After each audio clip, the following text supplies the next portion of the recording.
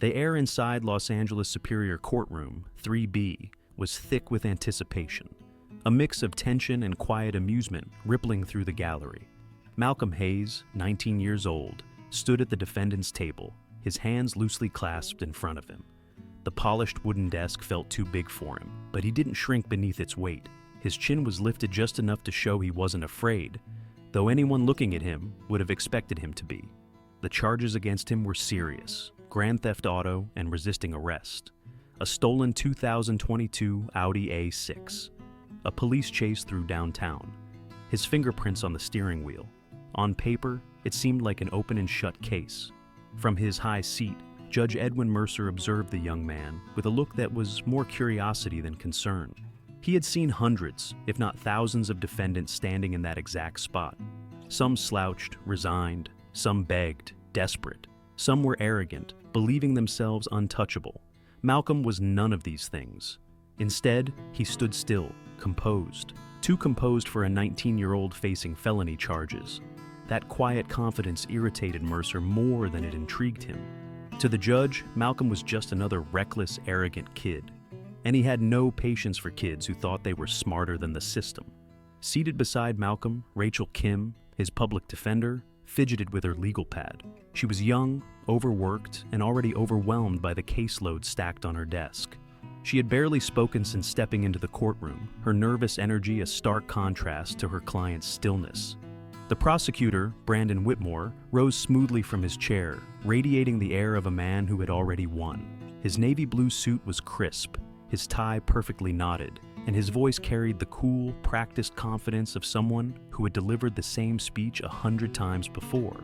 Your Honor, the state will prove beyond a shadow of a doubt that the defendant, Malcolm Hayes, was caught red-handed in a stolen vehicle, a 2022 Audi A6, reported missing just hours before his arrest. His words landed with the kind of precision that commanded attention. Officers pursued him through downtown, where he attempted to evade capture before being apprehended. His fingerprints were found on the steering wheel. The prosecution submits that the evidence speaks for itself. A quiet murmur swept through the gallery. It sounded damning. Mercer steepled his fingers, glancing down at Malcolm over the rim of his glasses. His expression was unreadable, but there was something close to amusement in his gaze. "Well, Mr. Hayes?" the judge asked, his tone dry with thinly veiled condescension. "That sounds pretty straightforward to me." Malcolm didn't flinch. Judge Mercer leaned back in his chair, fingers drumming lazily against the polished wood of his bench.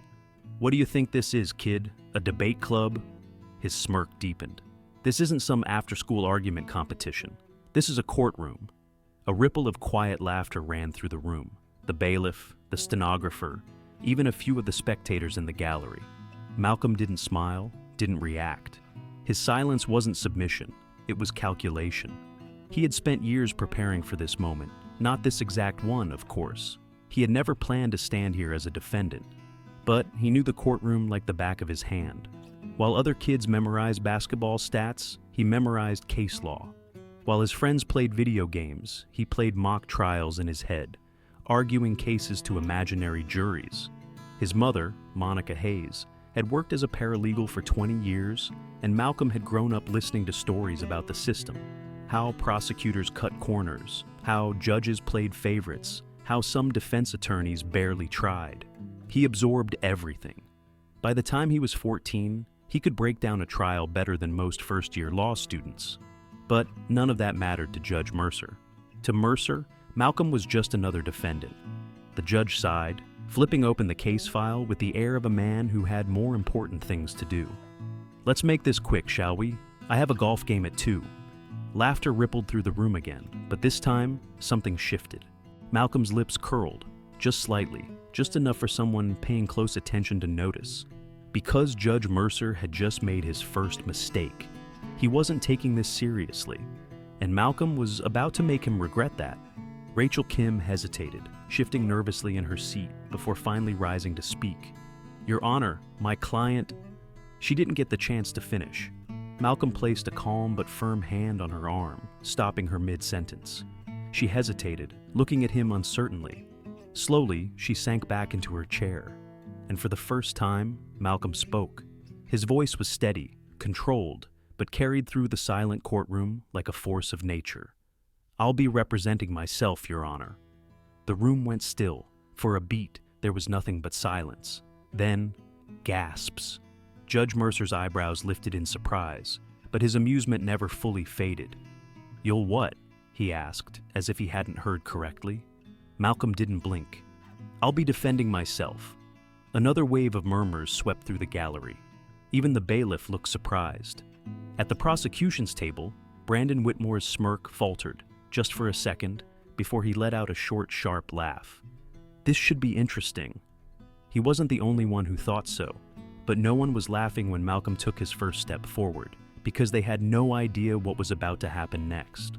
As Malcolm Hayes stood in the courtroom, the weight of the moment pressing down on him, his mind drifted, not away from his case, not away from the suffocating tension in the room, but backward to the years that had shaped him, to the long nights spent listening to his mother talk about the justice system, to the afternoons spent flipping through case files instead of comic books, to the quiet realization that the world wasn't fair, but knowledge could be a weapon, to the moment he first understood what it meant to fight back. 2009, age 9. Malcolm sat cross-legged on the living room floor, a stack of legal papers spread out in front of him like a puzzle waiting to be solved. His mother, Monica Hayes, perched on the couch, rubbing her temples as she pored over a thick case file. "Mom, what's that word?" he asked, pointing to a section highlighted in yellow. Monica glanced down, exhaustion evident in her eyes. "Which one?" "Inadmissible," she sighed, leaning back. "It means evidence that can't be used in court." Malcolm frowned. "Why not? If it's true, shouldn't they listen?" A tired smile tugged at her lips. "In a perfect world, sure. But in court, truth isn't always enough. If evidence is obtained the wrong way, or if it doesn't follow procedure, it can be thrown out." He mulled this over, chewing on the inside of his cheek. "That's stupid," Monica chuckled, shaking her head. "That's the law, baby, and the law isn't always about what's right." It was the first time he realized the system had rules that didn't always make sense. 2013, age 13. Most kids Malcolm's age spent their time playing video games or memorizing sports stats.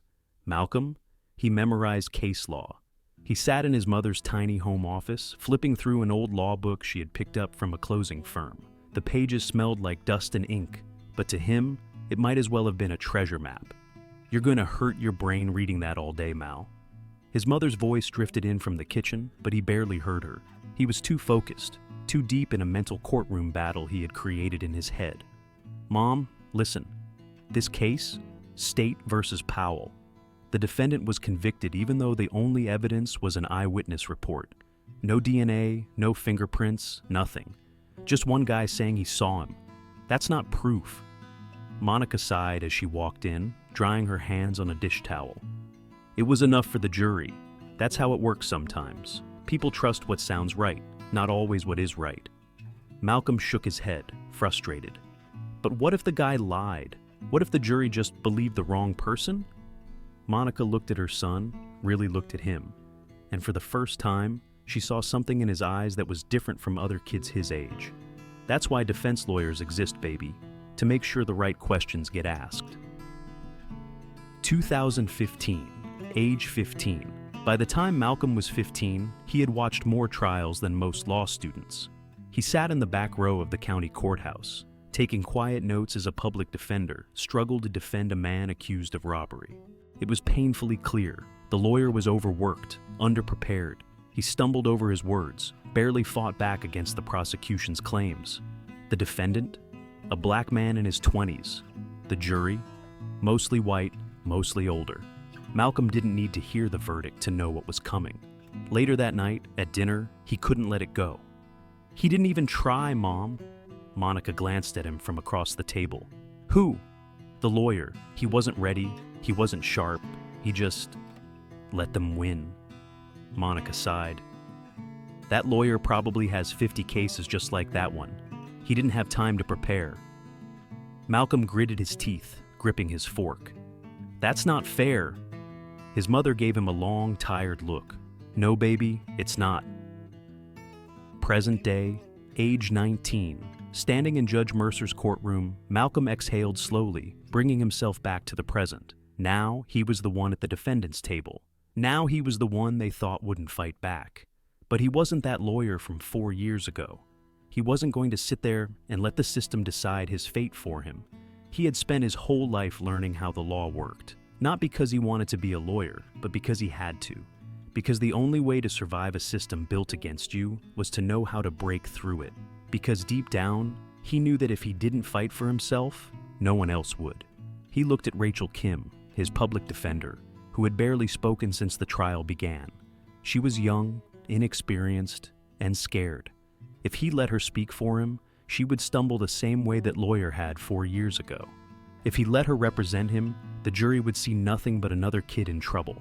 So, Malcolm did the only thing that made sense. He stood up for himself. "I'll be representing myself, Your Honor." The gasps echoed through the room, but Malcolm didn't flinch. Because this wasn't just about winning a case, it was about proving a point, that the system had met its match. The courtroom had settled into an uneasy silence, the kind that carried the weight of unspoken assumptions. The jury sat attentive but detached, their faces impassive as they prepared to listen, judge, and convict, as if Malcolm Hayes was already guilty, and the trial was just a formality. Judge Edwin Mercer leaned back in his chair, his gaze flicking toward the prosecution's table with an expression that suggested he was ready for a swift, uncomplicated case. "Mr. Whitmore, proceed." Brandon Whitmore stood with the ease of a man who had done this 1,000 times before. He straightened his tie, stepped toward the jury, and flashed them the kind of polished, rehearsed smile that made him dangerous in a courtroom. "Ladies and gentlemen of the jury," he began, voice smooth, commanding. "The facts of this case are simple. The evidence is clear. And the truth is undeniable." He took a measured step forward, letting the words sink in. On the night in question, the defendant, Malcolm Hayes, was seen in possession of a stolen vehicle, a 2022 Audi A6, registered to one Leonard Paxton.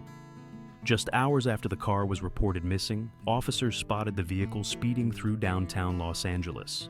When law enforcement attempted to pull the car over, the driver, this man, Malcolm Hayes, Whitmore gestured toward him without so much as a glance, fled. A high-speed pursuit followed.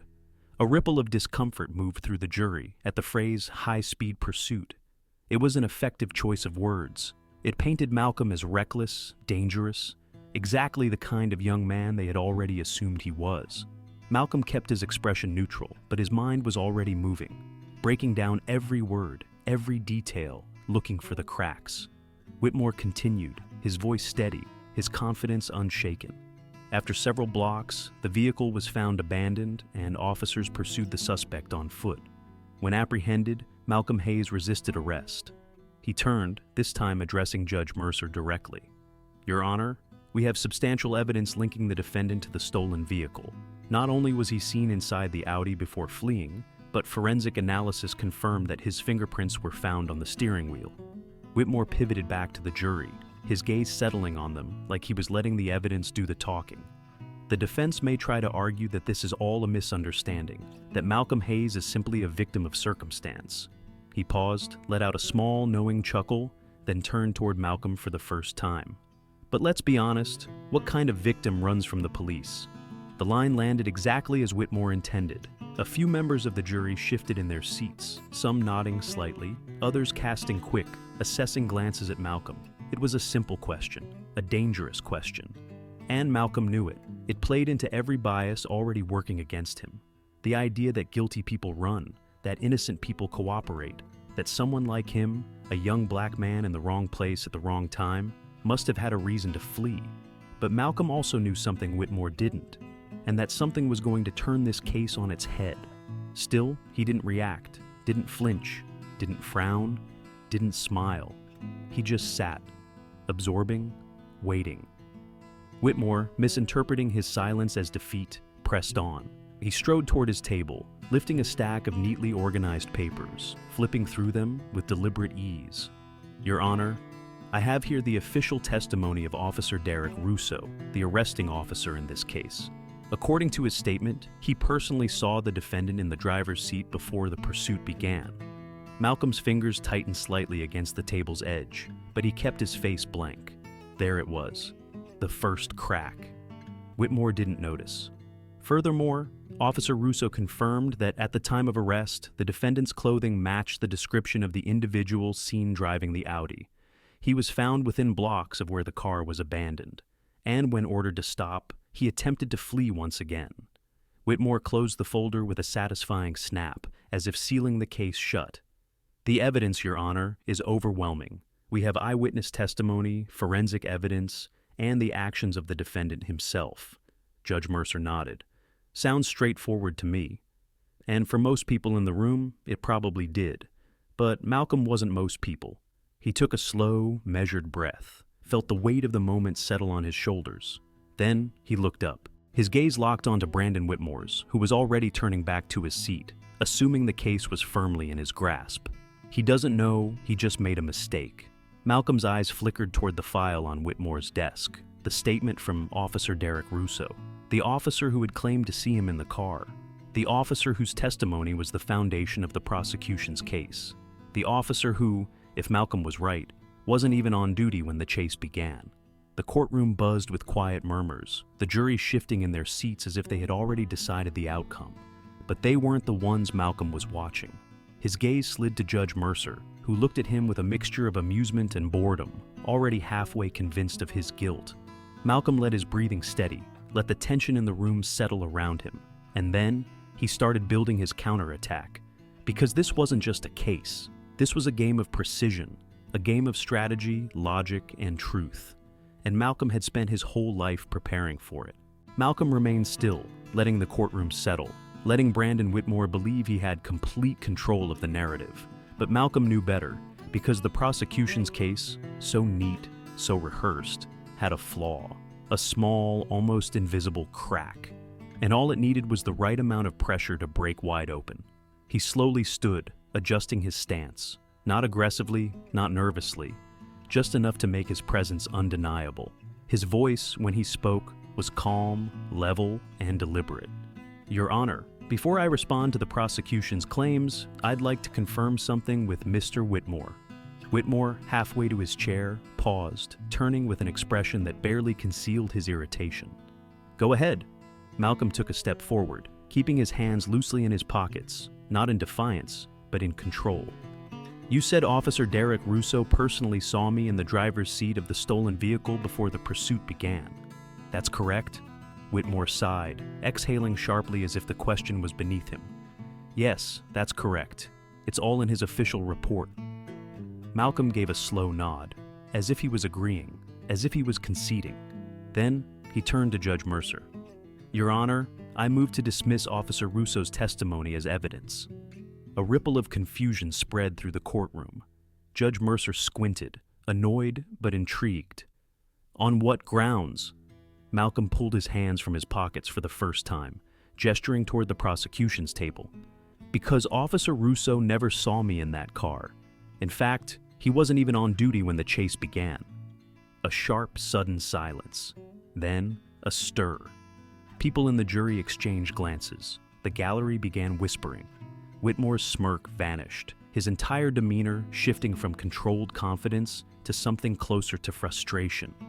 What are you talking about? He demanded. Malcolm didn't rush his response. Your Honor, if the court allows it, I'd like to submit a request to verify Officer Russo's GPS logs from that night. If he was where he claimed to be, his location history will confirm it. But if he wasn't, he let the words hang there, heavy, pointed, because he already knew what the answer would be. And so did Whitmore. A muscle twitched in the prosecutor's jaw, the first real sign that he was losing control of the room. The jury wasn't shifting anymore. They were watching, waiting. Judge Mercer sighed, rubbing his temple. Counselor, he said, directing his attention to Whitmore. Whitmore forced a tight smile, but Malcolm could see the frustration beneath it. That report was filed by an officer of the law, Your Honor. Are we really going to take the word of a defendant over a trained professional? Malcolm gave a small, casual shrug. If the officer was where he claimed to be, the GPS data will prove it.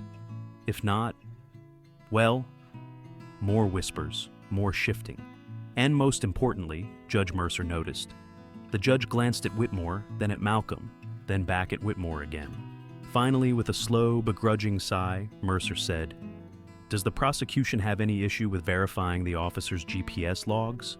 The pause was just long enough. Long enough for the jury to notice it. Long enough for the gallery to notice it. And, most importantly, long enough for the judge to notice it. Whitmore cleared his throat, his polished confidence cracking just slightly around the edges. Then, reluctantly, "No objections, Your Honor." But the shift had already happened. For the first time since the trial had begun, doubt had crept in. Not just in the jury, not just in the gallery, but in Judge Mercer himself. And Malcolm knew that was only the beginning. The courtroom was still buzzing from the last exchange. The request for Officer Russo's GPS logs had put a dent in the prosecution's case, a dent big enough for the jury to notice. But Malcolm knew Whitmore wasn't finished. A prosecutor like him, someone used to winning with ease, wouldn't let a single setback derail him. And sure enough, Whitmore straightened his jacket, smoothed his tie, and quickly pivoted. "Your Honor, while we wait for the GPS records, let's not lose sight of the bigger picture." His voice was measured, precise, like a man reminding the jury where their attention should be. The defendant's fingerprints were found on the steering wheel of the stolen Audi A6. That is undeniable evidence. The defense can speculate all they want about Officer Russo's whereabouts, but the fact remains. Fingerprints don't lie. He turned, letting his gaze sweep over the jury, as if daring them to ignore the weight of what he had just said. Malcolm watched the subtle shifts in their posture. Some leaned forward, others crossed their arms. Small movements, but significant ones. Whitmore was dragging them back to his side. Malcolm couldn't let that happen. He took a step forward, not defensive, not rattled, just there. "No one is denying that my fingerprints were on the steering wheel, Mr. Whitmore." A small pause. "But let's talk about what that actually means." Whitmore arched an eyebrow. "By all means." Malcolm turned to the jury, meeting their eyes. He didn't speak right away. Instead, he let the silence stretch, just enough to make them uncomfortable, just enough to make them listen. Then, his voice steady and clear. "Imagine you walk into a department store. You see a nice jacket on the rack.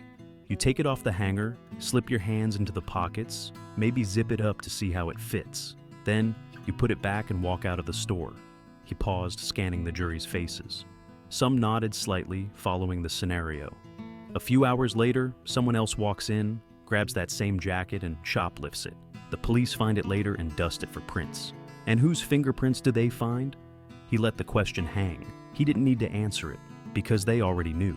One of the jurors, an older man in a gray suit, shifted in his seat.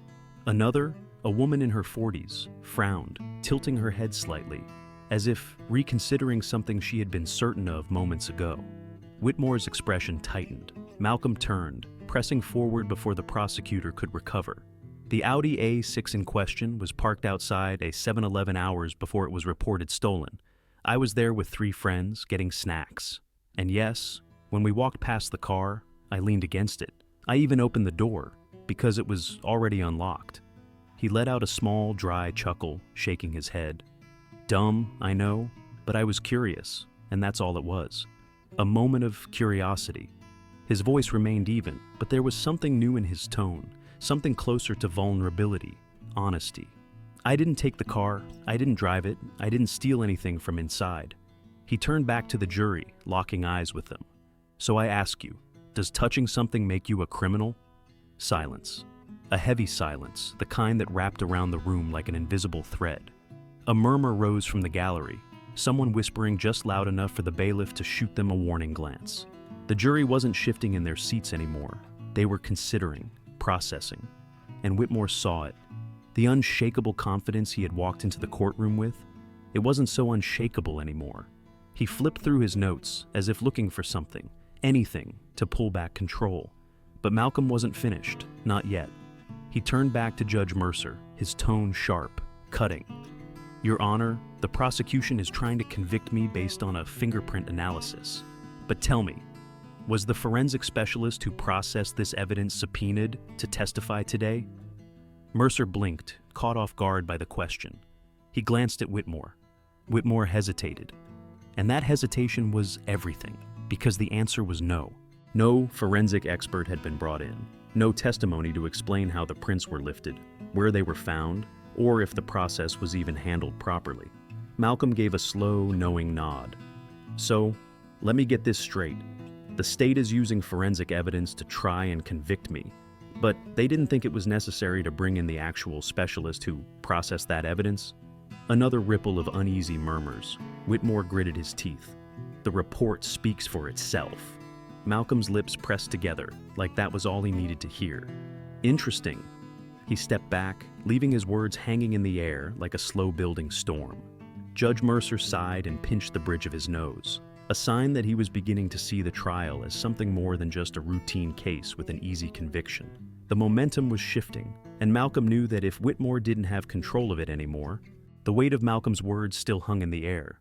The jury wasn't shifting uncomfortably anymore. They were thinking, processing, and for the first time, they weren't just seeing a defendant. They were seeing reasonable doubt. Judge Edwin Mercer exhaled slowly, his fingers pressing against his temple, as if already anticipating the headache that was forming. The room was tense, thick with the unspoken reality that the case was no longer the open and shut conviction it had appeared to be. Malcolm, standing firm at the defense table, wasn't finished. He glanced toward Brandon Whitmore, who had fallen noticeably quiet since Malcolm had brought up the issue of fingerprint evidence. The prosecutor's usual polished confidence was faltering, his hands gripping the edges of his notes just a little tighter.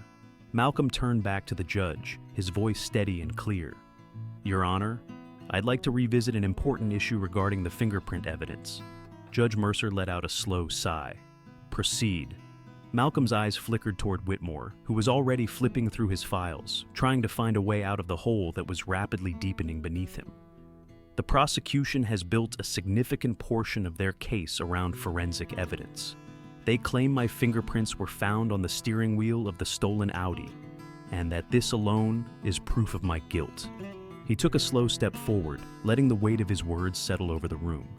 But let's talk about that evidence for a second. He turned to Whitmore, his expression unreadable. "Mr. Whitmore, can you confirm whether or not the forensic specialist who conducted the fingerprint analysis was subpoenaed to testify today?" A sharp silence filled the room. Whitmore's jaw tightened. Malcolm could already see the answer in his face, but he waited, because he wanted everyone else to see it too. Judge Mercer's gaze shifted to the prosecutor. "Well, was the forensic specialist subpoenaed?" Whitmore hesitated for just a fraction of a second too long. "No, Your Honor." A murmur rippled through the jury box and the gallery. Malcolm's lips pressed together slightly, like that was all he needed to hear. "Interesting." He turned back to the judge. "So, let me get this straight. The prosecution is using forensic evidence to try and convict me, but they didn't think it was necessary to bring in the actual specialist who processed that evidence." Whitmore straightened in his seat, trying to regain control. "Your Honor, the forensic report is official evidence. The specialist's testimony isn't required when the report is clear and conclusive." Malcolm shook his head, already prepared for that response. "With all due respect, Mr. Whitmore, that's not how forensics work." Judge Mercer's eyebrows lifted slightly, intrigued. Malcolm pressed forward. "Fingerprint analysis is not perfect. It relies on interpretation, partial prints, smudges, surface conditions, and most importantly, human analysis. It's not just numbers on a page. It's a person making a judgment call. And that judgment call, it should be cross-examined." Whitmore opened his mouth, but Malcolm wasn't done. "Without the forensic specialist here to testify, I have no way of asking basic but critical questions." He turned back to the jury, making eye contact with each of them. "How were my fingerprints lifted? Were there multiple sets? Were the prints partial or full? Could they have been smudged or contaminated? Was there a proper chain of custody in handling the evidence?" Another silence, this one heavier. One of the jurors, an older woman with reading glasses, frowned, shifting slightly in her seat. That was the first sign. Then another juror, a man in his 30s, crossed his arms, his expression skeptical. That was the second. Whitmore saw it too. He was losing them. The prosecutor cleared his throat, flipping through his notes, searching for something, anything, to claw back control. "Your Honor, forensic evidence has been upheld as credible in thousands of cases across the country. The idea that fingerprints on the steering wheel aren't proof of guilt is..." "Mr. Whitmore." Judge Mercer's voice cut through the room like a blade. Whitmore froze. Mercer leaned forward, his fingers steepled. Are you telling me that the defense has no way of questioning the forensic process used to determine the defendant's guilt? Whitmore hesitated. It was a tiny moment, but it was everything, because everyone saw it. The judge, the jury, the gallery. Finally, Whitmore exhaled sharply. Your Honor, I acknowledge that the forensic expert was not subpoenaed. However, the fingerprint report is still valid evidence, and Judge Mercer held up a hand, cutting him off. He turned to Malcolm. Do you believe the absence of forensic testimony directly affects your ability to challenge the evidence against you? Malcolm didn't hesitate. Yes, Your Honor. The judge sat back in his chair, rubbing his jaw thoughtfully. For the first time since the trial had begun, his expression wasn't just skeptical amusement, it was genuine consideration. And Malcolm knew exactly what that meant. The case was slipping through Whitmore's fingers. Malcolm had spent years studying how prosecutors operated. He knew the difference between confidence and desperation. And right now, Whitmore was standing on unsteady ground. The prosecutor's hands tightened into fists at his sides. He was scrambling. Malcolm had taken one of the key pieces of evidence and made the jury question it. And in a courtroom, once doubt crept in, it never left. Judge Mercer sighed heavily, his fingers tapping against the bench. He wasn't looking at Malcolm anymore. He was looking at Whitmore, and that changed everything. The courtroom had shifted. The energy was different now. The jury, once passive observers, were now engaged, leaning forward, skeptical of the prosecution's case in a way they hadn't been before. Judge Edwin Mercer, once casually dismissive, now studied Brandon Whitmore with an expression bordering on impatience. Whitmore had lost his rhythm. The fingerprint evidence was no longer the slam dunk he had believed it to be. The foundation of his case was shaky, and Malcolm Hayes was about to break it apart completely. Malcolm exhaled, steadying himself. This was it, the moment he had been waiting for. He stepped forward, clearing his throat. His voice was calm but sharp, slicing through the tense silence like a blade. Your Honor, I have one more issue to raise. Judge Mercer sighed, rubbing his temple. Of course you do. Go ahead, Mr. Hayes. Malcolm turned toward the prosecution's table, his focus locked on Whitmore, who was already reaching for his notes, anticipating another battle. Throughout this trial, the prosecution has been selective about the evidence they've presented. They've relied on officer testimony, one of which has already been called into question. They've used forensic evidence without giving me the opportunity to cross-examine the expert responsible for analyzing it. But, Your Honor, the most egregious omission isn't either of those. He let the words settle. Let the courtroom sit in that silence. Then, he reached down, pulled a printed document from his file, and held it up for everyone to see. It's this. Whitmore's expression barely flickered, but Malcolm caught it, that tiny twitch of recognition. He knows what this is.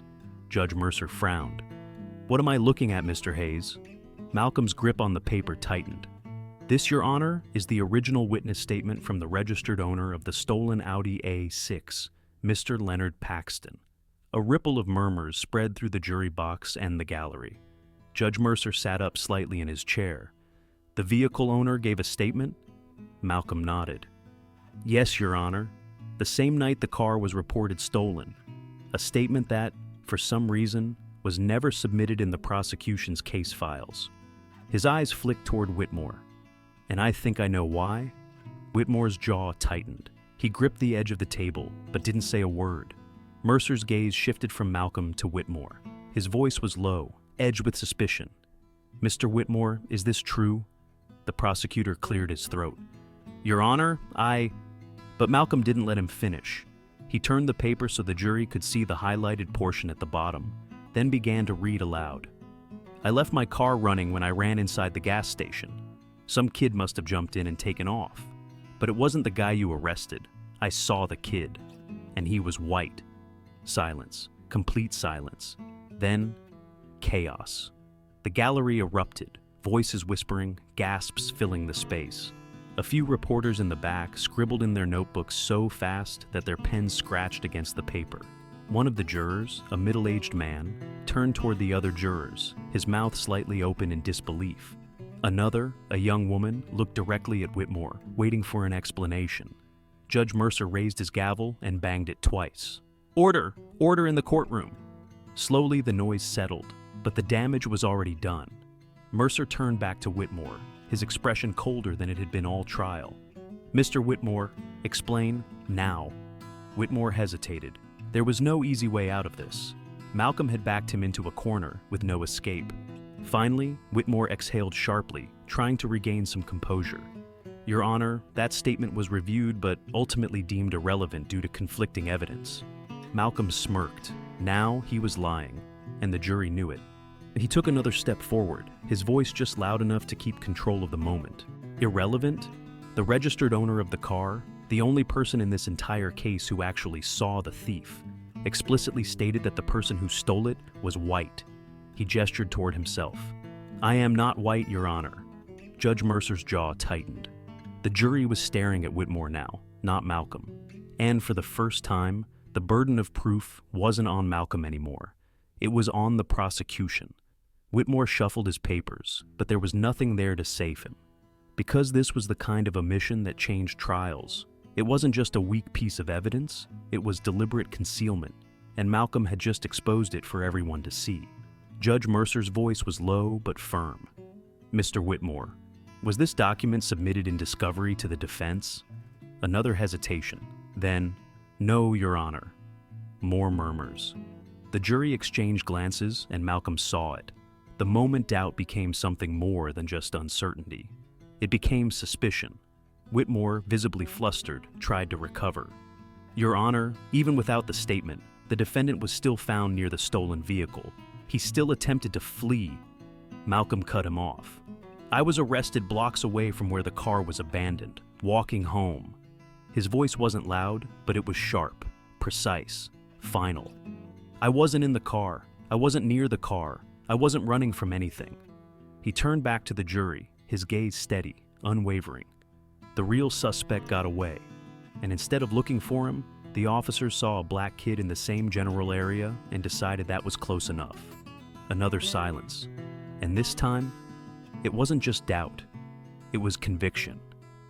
Judge Mercer exhaled slowly. He glanced at Whitmore, whose face was flushed with frustration and something else, something closer to defeat. Then he turned back to Malcolm, and for the first time, his eyes held something different. Recognition. Maybe even regret. For the first time since the trial began, Brandon Whitmore looked unsettled. The once unshakable prosecutor, who had entered the courtroom with absolute confidence in his case, was now scrambling, grasping for control that was slipping through his fingers with every passing second. He could feel it. The jury wasn't on his side anymore. Judge Edwin Mercer, who had once looked at Malcolm with thinly veiled amusement, now rubbed his temple, his gaze shifting between the defendant and the prosecution with growing skepticism. Whitmore needed to act fast. He took a breath, forcing his voice into measured control, though the underlying frustration was clear. "Your Honor, let's not lose sight of the facts." Malcolm watched him struggle to regain his footing, but he already knew. This case was done. Still, he let Whitmore continue, let him try to piece together something salvageable from the wreckage. Whitmore turned toward the jury, adopting his trademark polished tone, though this time it carried an unmistakable edge of desperation. "The defense is attempting to distract you with technicalities. Yes, we now know that Mr. Paxton gave a statement. Yes, he claimed the thief was white, but that does not erase the fact that the defendant was still found near the stolen vehicle." He stepped toward the jury box, voice rising slightly. "Mr. Hayes was discovered in the same area where the stolen car was abandoned. He attempted to evade law enforcement, and even if the forensic analysis was not directly questioned in testimony, the fact remains. His fingerprints were found on the steering wheel. That is undeniable evidence." He paused, as if expecting a nod of agreement, a flicker of certainty returning to the jury's eyes. But none came. The jurors weren't leaning in toward Whitmore anymore. They weren't meeting his gaze like they had before. They were looking at Malcolm, waiting. Malcolm took a slow breath, and then, with perfect clarity, he delivered the final blow. He turned to Judge Mercer, his voice steady, unshaken. "Your Honor, Mr. Whitmore keeps saying I was found near the stolen car, that I attempted to evade law enforcement. But let's actually break down what that means." A slight pause, just long enough for the jury to lean in. Then he pressed forward. "I was arrested 6 blocks away from where the vehicle was abandoned, walking home. A ripple of murmurs swept through the jury box. Malcolm continued, his tone cutting through the courtroom like a razor. Not in the car, not near the car, not running, just walking. He turned his attention back to the jury, meeting their eyes, one by one. Think about that. He let it sink in. Let the weight of those words settle over them. Then, he drove it home. There is not a single piece of evidence that places me behind the wheel of that Audi at the time of the theft. Not one. A heavy silence filled the room. No one moved, no one spoke. Whitmore's jaw tightened, his frustration turning to something dangerously close to panic. But Malcolm wasn't done. Not yet. He stepped toward the jury, hands relaxed, his voice calm, controlled, deadly. I wasn't hiding. I wasn't running. I was walking home from a convenience store after getting snacks with my friends. And that's when the police stopped me. Another pause. Then his voice dropped just slightly, letting the truth sink into their bones. The real suspect got away that night. But instead of looking for him, the officers saw a black kid in the same general area and decided that was close enough. Silence. Nothing but silence. The jury wasn't just thinking now, they were reconsidering everything. Judge Mercer leaned back in his chair, pressing 2 fingers against the bridge of his nose, as if wrestling with the realization of what was happening. This wasn't just a weak case anymore. This was a failure of the system itself, and everyone knew it. The silence in the courtroom was thick, suffocating. Malcolm could feel it pressing down on every juror, every spectator, every officer in the room. The weight of it was almost tangible, the slow, dawning realization that the case wasn't just crumbling anymore. It was gone. Judge Edwin Mercer let out a slow, measured breath, adjusting his glasses as he turned toward Brandon Whitmore. His expression was unreadable, but his tone carried the weight of finality. Mr. Whitmore, does the prosecution have anything further? The words hung there, an open door. One last chance for Whitmore to salvage what was left of the case. But there was nothing left to salvage. Whitmore hesitated, his fingers gripping the edges of his notes, flipping through pages as if he could find something, anything to turn the tide. But the jury had already made up their minds. The evidence had already collapsed. And the judge? He had seen enough. Whitmore exhaled sharply, his voice low, clipped.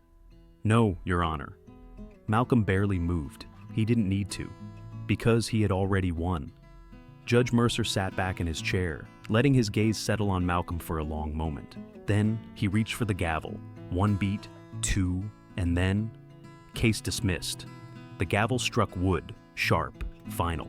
For a split second, the room was frozen. And then, chaos. The gallery erupted, some in disbelief, some in relief, others with quiet murmurs of realization. A few people stood, whispering to each other, while reporters in the back scribbled furiously in their notepads. The bailiff's voice rang out over the noise. Order! Order in the courtroom! But Malcolm barely heard it. He remained still, composed, his expression unreadable. Because inside he felt it, the weight of the victory settling deep in his bones. Not because he had won, but because of what that win meant. He had walked into this courtroom as a defendant. He was walking out as something more. Slowly he gathered his papers, placing them back into his folder with precise movements. No rush, no celebration, just quiet, controlled certainty. The truth had been there the entire time. The system had just needed to be forced to see it. He turned to leave, taking his first step toward the doors when, Mr. Hayes, Judge Mercer's voice cut through the noise, stopping Malcolm in his tracks. He didn't turn right away. Not because he was ignoring him, because he knew what was coming next. Slowly, he looked back. Mercer studied him for a long moment, his gaze no longer amused or dismissive. There was something else there now. Recognition. Maybe even regret. Finally, the judge spoke. You should consider law school. A beat of silence. Then Malcolm let out a slow breath. His lips curled. Not quite a smile, not quite a smirk. He already knew. This was always the plan. The moment Malcolm stepped out of the courthouse, the world exploded around him. Reporters swarmed like vultures, their microphones thrust forward, their cameras flashing bright against the afternoon sun. Malcolm, did you know the judge would dismiss the case? What are you going to do next? How does it feel to outmaneuver a seasoned prosecutor? Their voices blurred together, a chaotic onslaught of questions, each one trying to turn him into a headline, a spectacle, a moment of entertainment.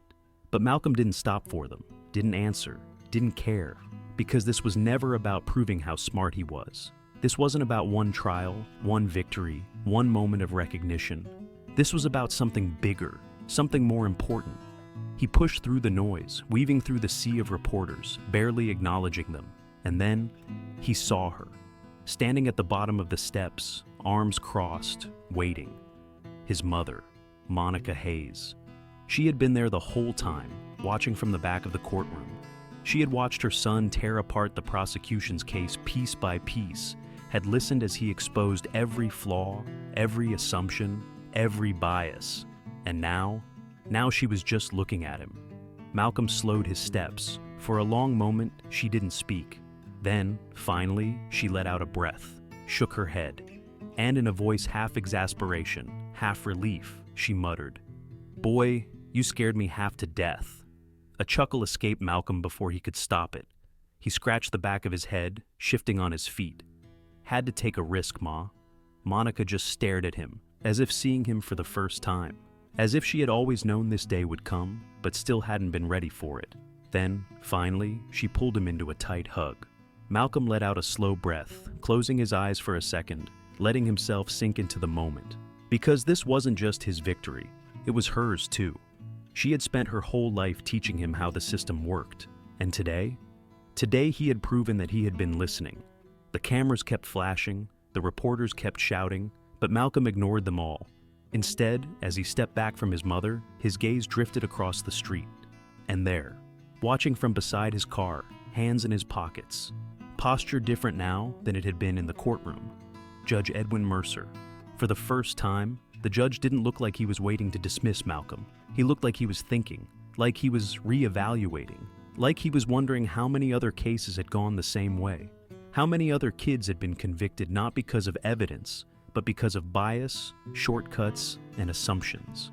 Maybe, in another life, Mercer would have fought Malcolm every step of the way. Maybe, if this had been another case, another day, another defendant, he wouldn't have seen the cracks in the system at all. But today, he had seen them. And Malcolm knew he wouldn't forget. Judge Mercer gave him a single nod. Not of approval, not of congratulations. Just recognition. And that was enough. Because Malcolm hadn't done this for the judge, or the jury, or even for himself. He had done this because he had to. Because if he didn't stand up for himself, who would? And then, as he turned away, stepping off the courthouse steps, he made a silent vow. This wouldn't be the last courtroom he stood in, but next time, he wouldn't be the defendant. He'd be the one defending.